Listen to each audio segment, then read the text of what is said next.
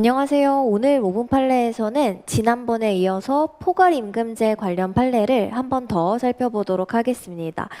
해당 이 사실관계 한번 보시면은 근무원, 그러니까 해군복지 근무지원단에 근무하는 근무원이 이 사용자를 상대로, 이 해군복지 근무지원단을 상대로 기존의 시간의 근무수당의 명목의 금원들이, 그러니까 내가 기존에 받은 게 실제 연장근로시간을 기준으로 산정한 것에 미달하기 때문에 그 차액을 달라라고 청구한 사건입니다.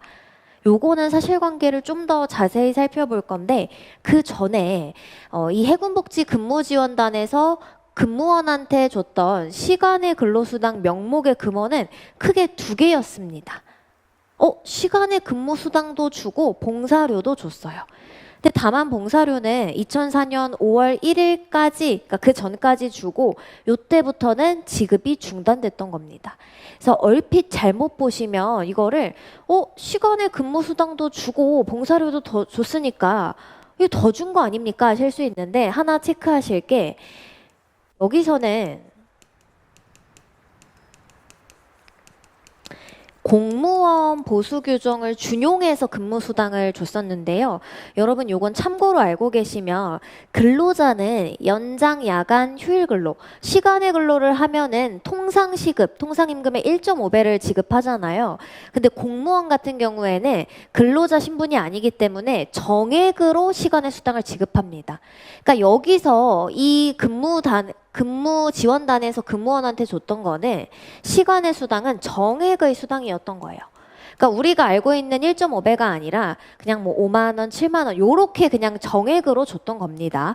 그리고 추가로 봉사료까지 시간의 근무 수당 명목으로 줬었다라는 거죠. 구체적인 사실관계를 조금 더 이제 살펴보실 건데요.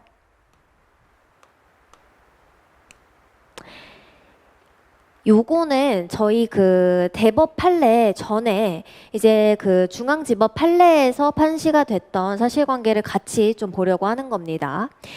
피고 소속 국방부 산하 해군복지근무지원단은 그러니까 장병이나 군무원의 사기 진작 뭐 요런 거를 위해 가지고 복지시설을 운영하기 위해 설립된 기관으로 체력 단련장 요런 거를 운영하고 있다라는 겁니다.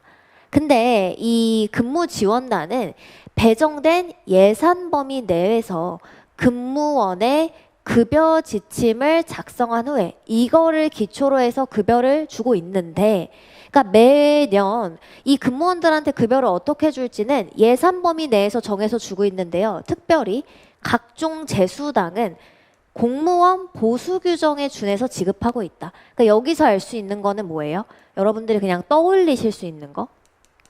아까 우리가 본 것처럼 시간의 수당을 주긴 줬는데 공무원처럼 정액으로 그냥 정해서 준다.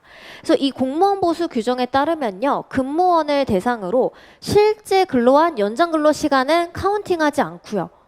그냥 근무원의 급여 지침에 따라 등급을 결정하고 시간의 근무수당이라는 명목으로 어떻게 준다고요? 정액으로 준다고요. 다만 뭐 호텔 체력 단련장 이런 데서 이제 일을 하거나 아니면은 상당한 기술이 요구되는 그 등의 경우에는 특별 수당이라는 거를 뭐 추가로 줬던 겁니다. 그러니까 기본적으로 근무원의 시간의 근무수당으로 주는 건 다 어떻다? 시급의 1.5배가 아니라 근로시간과 관계없이 그냥 정액으로 주는 겁니다. 몇 시간 일하든지 관계없이 그냥 이 사람이 등급이 뭐 3등급이다. 그럼 5만 원. 이런 식으로 줬었다라는 거죠. 그 다음에 추가로 한편 그 근무지원단 봉사료 지급 지침에 따르면요. 체력 단련장 내 운동시설이나 식당을 이용하는 고객들로부터 정액의 봉사료를 이제 받게 되고요. 그거를 근무원들한테 나누어서 이제 지급하도록 하고 있었다라는 거죠. 다만 이 봉사료는 어떻다? 2004년 5월 1일부터는 지급이 되지 않았던 겁니다. 그러면 이렇게 됐을 때 우리 아까 근무원들이 뭐를 청구한 거죠? 내가 받은 시간의 근무수당, 봉사료 합한 게 실제 내가 일한 거를 기준으로 실제 근로한 시간을 기준으로 근로기준법에 따라 산정한 금액에 미달한다. 나 차액 줘라 라는 겁니다. 그럼 여기서의 쟁점은 뭐예요? 일단 여러분들 저희가 이제 수업 시간에 보셨던 판례니까 사실 이 판례의 메인 쟁점은 포괄임금제의 유효성입니다. 근데 포괄임금제의 유효성을 검토할 때 먼저 뭘 떠올리셔야 돼요? 포괄임금제가 성립한 것인가부터 따져야 되는 거죠. 이거는 그 원심에서 판단이 됐던 건데요. 포괄임금제 성립 여부도 판단이 됐습니다. 한번 같이 보시면은 포괄임금제는 성립했다라고 봤는데 왜 그러냐. 근로, 시간, 형태, 업무의 성질 이런 거를 봤을 때 아무래도 근로시간 산출이 어려운 부분이 있고 이런 게 당연히 예상되는 경우다. 그리고 이 근무원들한테 적용되는 취업규칙이나 단체 협약이 뭐예요? 근무원 급여 주침. 그리고 여기서 공무원 보수 규정을 준용하니까 그리고 봉사료 지급 지침 이런 것들을 봤을 때에는 이건 취업 규칙에 해당하는데 여기서 어떻게 준다라고 돼 있어요? 근무원들을 대상으로 실제 근로 시간은 산정하지 않고 그냥 이 지침에 따라서 시간의 근무 수당이라는 걸로 정액을 주고 있다. 그리고 이 사업장 실태를 보니까 원고를 포함한 근무원들은 사건 전까지 이의 없이 이걸 받아온 실태다. 그래서 시, 형성, 산단, 내실 이거를 다 종합해 봤을 때 성립한 것으로 봄이 타당하다라는 겁니다. 근데 다만 이건 메인 쟁점은 아니었어요. 대법원에서는 그래서 성립했을 때 포괄임금제가 유효하냐 아니냐가 쟁점이었습니다. 다만 높아심에 요거 하나만 말씀드리면요. 저희 그 쟁노에 근로자들이 이의제기 없이 받아왔다는 사정만으로 성립했다라고 단정 지을 수는 없다라는 거가 적용되는 거예요. 다만 여기서 판례 내용이 근무원들이 이의 없이 그냥 받아왔으니까 성립한 거다. 그게 아니죠. 뉘앙스적으로 다릅니다. 시, 형성, 산단, 내실을 종합해 봤을 때 성립했다. 근데 굳이 따지자면 요거는 어디에 좀 가깝다라고 볼 수 있죠? 그 사업장의 실태. 그러니까 그 전까지는 그래도 아무 이의제기 없이 받아온 그런 실태가 있다 정도로 정리를 하시면 될 겁니다. 그래서 유효하게 성립은 했고요. 그럼 성립했다고 끝인가요? 아니죠. 유효성을 검토하셔야 되죠.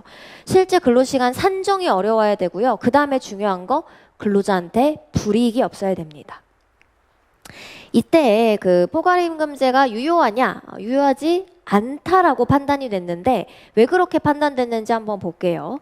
봉사료 지급이 중단된 5월 1일 이후에는 이 원고들이 받은 근로수당이 근로기준법에 따라서 산정한 그러니까 법에 따라서 산정한 수당에 미치지 못한다. 그러니까 근로자한테 불이익하다라는 거예요. 그래서 봉사료 지급 중단 전후로 나누어서 판단을 했는데요. 중단되기 전 요때까지 받은 시간의 수당과 봉사료를 합해 보면은 어떻대요? 근기법을 초과한대요. 그러니까 법을 초과해서 주고 있기 때문에 근로자한테 불이익이 없는 겁니다. 근데 봉사료 지급을 중단되니까 5월 1일부터는 정액의 시간의 수당만으로는 어때요? 근기법상의 시간의 수당에 미치지 못한다. 그래서 결론 한번 보시면 지급 중단되기 전까지는 포괄임금 계약은 근로자들에 비추어 봤을 때 불이익이 없고 재반 사정에 비추어 정당한 것으로 인정이 되는데 봉사료 지급이 중단된 이후에는 근로자들한테 불이익하죠. 왜요?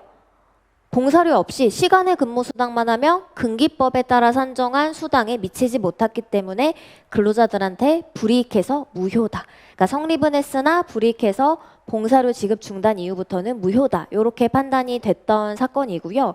여러분들 그 이전에 봤던 포괄임금제 판례랑 비교하셔서 포괄임금제는 성립 여부, 그 다음에 유효성 꼭 이 쟁점으로 나누어서 정리를 해주시면 좋겠습니다.